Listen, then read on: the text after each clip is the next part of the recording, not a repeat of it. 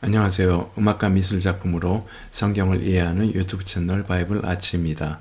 이번 시간엔 반종교 개혁의 음악과 미술에 대하여 트렌트 공의회에서 결의한 교회 음악과 미술에 대한 권고사항, 반종교 개혁 음악으로 팔레스티나의 교황 마르첼리 미사, 틴토레토 루벤스 가을류의 작품을 알아보기로 하죠.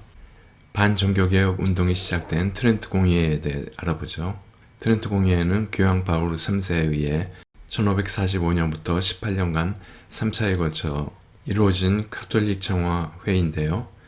루터의 종교개혁에 따른 가톨릭 교회의 개혁을 목표로 교리를 통일하고 분열된 교권을 회복하기 위한 방안을 제시했고, 우리에게 관심 있는 교회 음악과 미술에 대한 여러 가지 권고사항을 결의했죠. 트렌트 공의회에서 교회 음악에 대한 5가지 결의사항인데요. 당시 유행하던 마드리갈에서 샹송이나 세속선율을 미사에서 많이 채용하고 있었는데, 전례음악 및 성가에서 이 같은 세속선율과 지방의 변종을 제시하고 있죠. 미사 고유문에서 연성이나 부석과의 사용을 금지하고, 라틴어의 올바른 액센트와 음절의 장단을 구분하여 명확한 가사 전달을 강조했고, 미사 브레비스라고 하는 소규모 미사를 장려했고, 불결하고 음란한 세속음악을 자제하므로 교회 음악을 정화하고 있죠.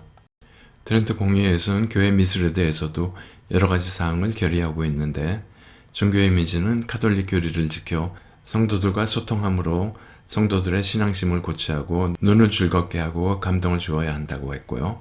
성경과 교회 전통으로 인가받은 신적 권위를 주제로 교황과 교회 권위를 바로 세워야 하고, 작가들로 하여금 상상력을 자제하고 교리에 맞는 정확한 이미지를 사용하여 묘사할 것을 강조하고 있고, 작가들은 설교자 같은 즐거운 마음으로 작품에 임하여 성도를 교화시키고 감동을 줘야 할 의무가 있고, 이미지는 언어보다 더 직관적으로 다가오므로 극적이고 감동적이어야 한다고 주장을 했죠. 이 같은 권고에 따라 도상은 불꽃이 일듯 현란해지고 더욱 극적인 표현으로 감동을 주는 방향으로 전환하게 되었죠. 특히 교황 마르첼리 2세는 교회 음악에 대해 특별한 교시를 내리는데, 교회 음악에서 불분명한 가사 전달에 시정하고, 가사를 잘 이해할 수 있도록 긴 가사는 단성으로, 짧은 가사는 다성적으로 작곡하도록 권유하고 있고, 신 앞에서 인간 감정을 표현하는 것은 저속함으로 감정 표현을 배제하여 마드리갈 형태와 반음계적 요소, 전조를 금지하여 위험있는 음악적 표현을 하도록 했고요. 트렌트 공의회의 권고사항과 같이 미사곡에서 세속선율을 채용하는 것을 금지하고 있고, 예배의식보다 설교를 중시하고 찬양 가사 전달을 강조하고 있죠.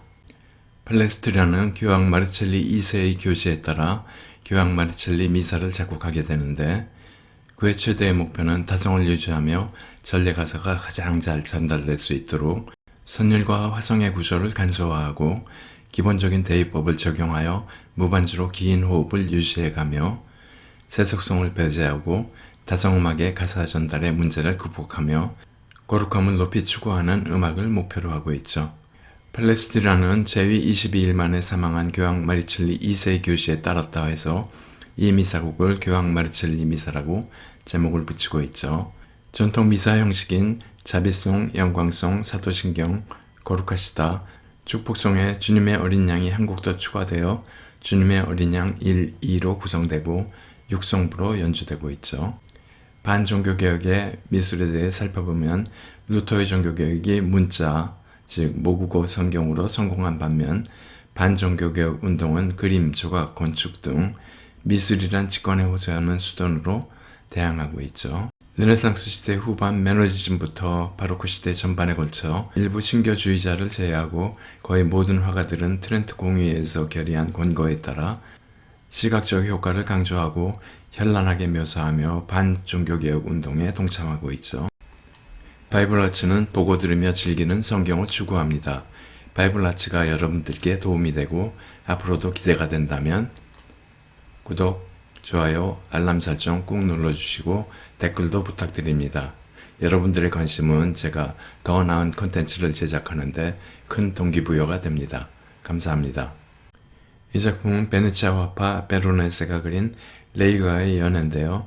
반종교개혁 일환으로 트렌트 공의회는 음악과 미술 작품 기준을 만들고 검열을 강화하게 되죠. 온 제목이 최후의 만찬이란 가장 성스러운 자리에서 좌측에 터번 쓴 무슬림과 흑인들, 우측에 독일인들이 모여 이방인과 개신교인들을 그렸다는 것이고, 중앙 앞쪽으로 난쟁이, 광대, 앵무새, 취객 등 불필요하고 불경한 그림을 그린 것에 대해 문제삼아 베르네세를 1573년 불경죄로 종교재판에 소환하게 되죠. 그럼 작품을 자세히 보며 종교재판에서의 신문과 응답을 같이 보도록 하죠. 배경은 코린트식 원주가 건물 상판을 바치고 세 개의 아치 회랑을 갖고 있는 대저택이고요. 아치 사이로 베네치아의 화려한 건물까지 세밀하게 묘사하고 있죠.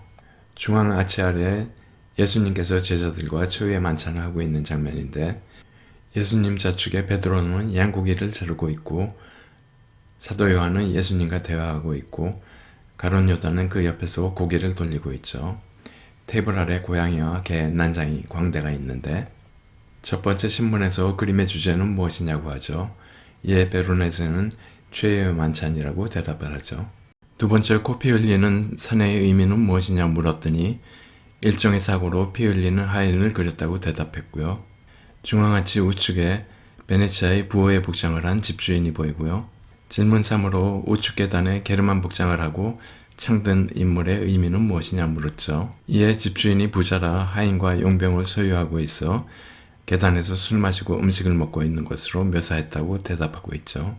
중앙 좌측 기둥 앞에 광대 복장을 한 난쟁이가 팔에 앵무새를 들고 바닥에 개, 고양이의 의무는 무엇이냐고 묻죠. 이에 베르네세는 단순한 장식이고 화판을 채우는 것은 화가 고유의 권한이라고 답하고 있죠. 다섯 번째 질문으로 누가 이렇게 게르만 용병과 광대를 그려놓으라고 주문했는가 물으니 단지 적절한 장식을 넣으라고 주문받았다고 답하고 있죠.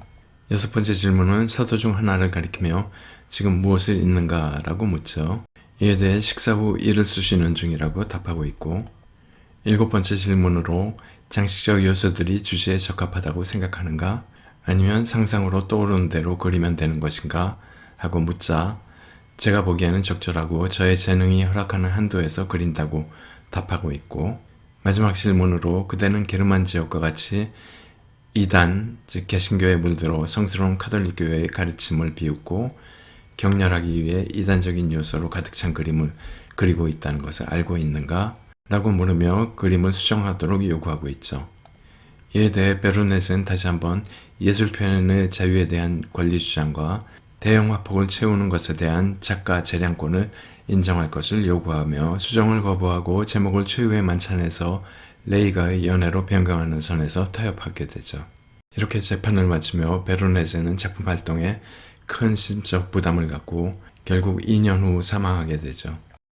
베네치아의 틴토레토와 안트베르펜의 루벤스도 철저한 구교주의자로 반종교개혁의 선봉에 서서 화려한 원색과 동적 구성으로 불꽃이 있는 강렬한 이미지와 색조를 사용하여 성도들에게 르네상스 시대와 차별화된 감정적 충격을 주는 마력을 발산하고 있죠.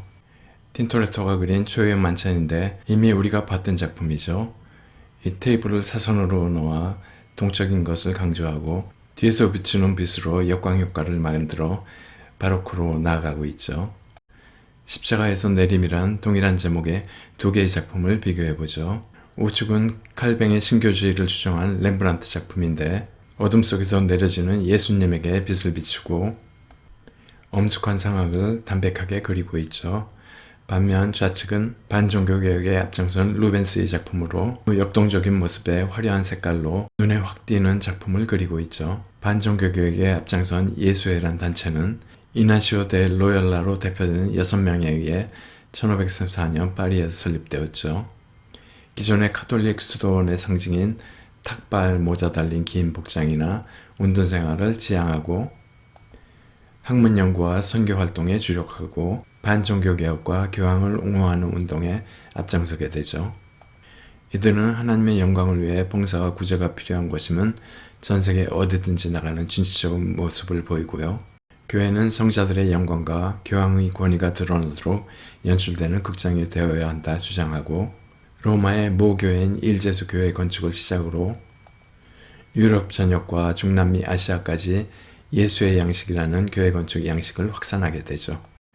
여기는 예수의 모교회로 원래 명칭인 예수의 신성한 이름 교회를 줄여 일제수교회로 부르는데 트렌트 공회의 규정에 따라 설계된 예수의 교회의 건축 표준으로 알려져 있죠. 이 교회 천정화로 조반니 바티스타 가울리가 그린 예수의 이름으로 승리란 작품인데 가울리의 천정화는 교회의 공룡을 열어 천국의 영광을 환상적으로 보여주고 있는데 궁극적으로 교회는 예수의 이름으로 구원을 받고 승리한 성도들로 하여금 천사들에 이끌려 하늘로 통하는 처소임을 알려주고 있죠. 이 천정화는 특이하게 가운데 부분은 프레스코로 그렸고 중앙과 아랫부분 입체적인 나무 조각에 템페라를 그림으로 천상과 지상을 입체적으로 연결시켜주고 있죠. 가운데 부분 천사들과 성인들이 예수님의 이름을 뜻하는 모노그램인 IHS로부터 발산하는 빛을 받아 금빛 찬란한 황홀경 속에 있고 조각가 베르니니의 영향을 받은 가울리는 프레스코화를 기본으로 천장에 나무 조각에 템페라화를 붙이는 획기적인 발상으로 입체감을 만들어주고 있죠. 하늘에서 빛을 받고 구름 타고 교회로 내려오는 천사들은 밝게 묘사하고 있고 지옥으로 떨어지는 타락 천사들은 서로 뒤엉켜 어둠 속에 가두고 있죠. 지금까지 반종교개혁의 음악과 미술에 대해 살펴봤고 다음 시간은 회화 첫 번째 순서 프레스코로 이어지겠습니다. 감사합니다.